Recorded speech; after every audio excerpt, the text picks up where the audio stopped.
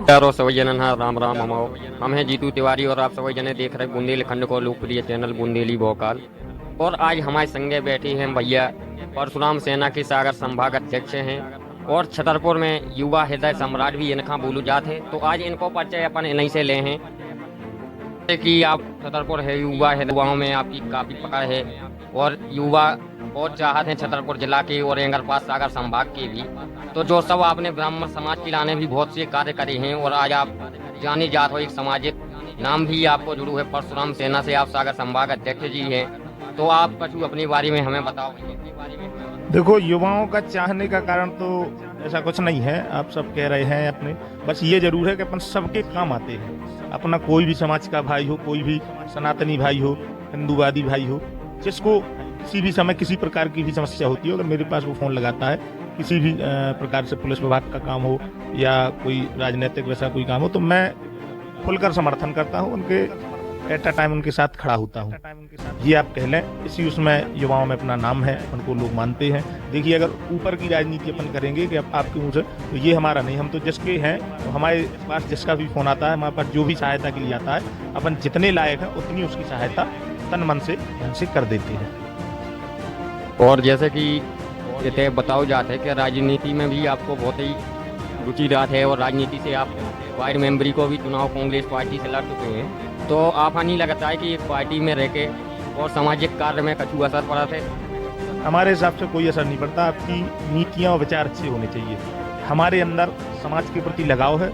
समाज सेवा का प्रथम हमारा कर्तव्य है समाज सेवा। हम किसी भी स्तर पर या किसी भी दायित्व पर किसी भी पार्टी में रहेंगे, समाज की सेवा हमारे लिए सर्वप्रथम रहेगी और है कि आप होना देखने का भी मिलत है कि सदैव चाहे कोनो भी समाज से हुई तो भैया के द्वारा कोनो न कोनो प्रकार से हर व्यक्ति की मदद करी जाती है। तो हम जो भी जाने उनसे खुद बात कर रहे हैं, एक ही समाज के लाने आप काम करत हो के अलग अलग समाज का भी आपके द्वारा काम करी जाती है? देखिए, सर्वप्रथम तो ब्राह्मण है, ब्राह्मणों का सहयोग वहाँ करते हैं जहाँ ब्राह्मण गलत ना हो।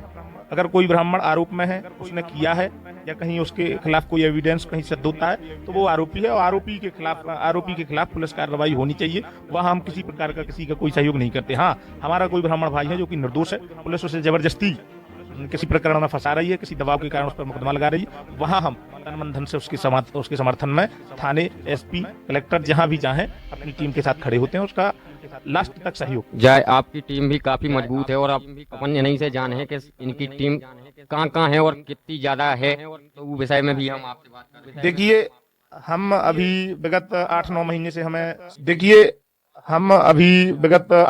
से हमें सागर संभाग का दायित्व दिया गया है। हमारे प्रदेश अध्यक्ष हैं राष्ट्रीय परशुराम सेना के श्री जितेंद्र व्यास जी, उनके द्वारा हमें सागर संभाग का दायित्व और रही समाज के कार्यों में रुचि, धार्मिक आयोजनों में हमारा समर्थन, तो वो हमारा करीब 2015 या 16 से हम समाजग्रणी रहते हैं।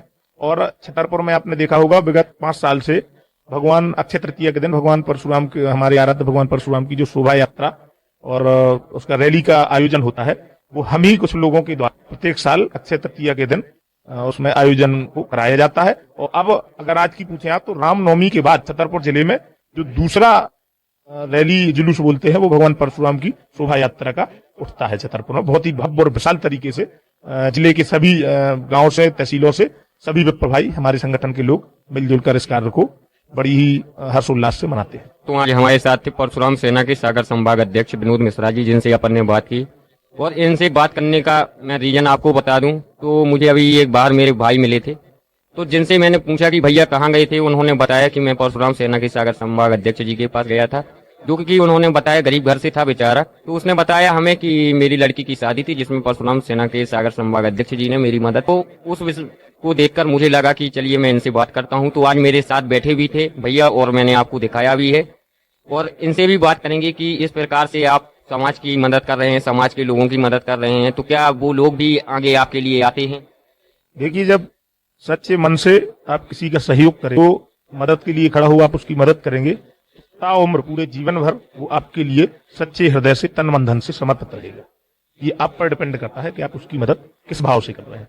हमेशा सेवा भाव से अगर आप मदद करेंगे, तो वो व्यक्ति हमेशा आपके लिए खड़ा रहेगा पूरे जीवन भर। जैसे आपने एक गरीब ब्राह्मण की मदद की है, यदि कोई और कास्ट का भी आपके यहाँ आता है और जाति का, तो क्या उसकी भी आप इसी प्रकार मदद करेंगे कि सिर्फ ब्राह्मण समाज की? देखिए, ब्राह्मणों का काम है सभी समाजों का जोड़ कर रखना। मैं ब्राह्मण समाज का नेतृत्व जरूर करता हूँ, लेकिन जो भी हिंदू भाई, सनातनी भाई अगर हमारे पास किसी प्रकार की मदद के लिए आता है और मैं उस लायक हूं, तो मैं निश्चित तौर पर ही उसकी मदद करता हूं। हाँ, अगर कोई विधर्मी, हिंदुत्व और हमारे साधु संतों को गाली देने वाला, हिंदू विरोधी, वो अगर कहे तो मैं उसका तो हाँ खुलकर विरोध करता हूँ, करता रहूंगा। मैं ऐसा नहीं हूं कि ब्राह्मणों वर्ग का सहयोग, मैं हिंदूवादी विचारधारा का व्यक्ति हूँ और हमेशा सनातनियों भाइयों की विशेष रुचि रखता हूँ।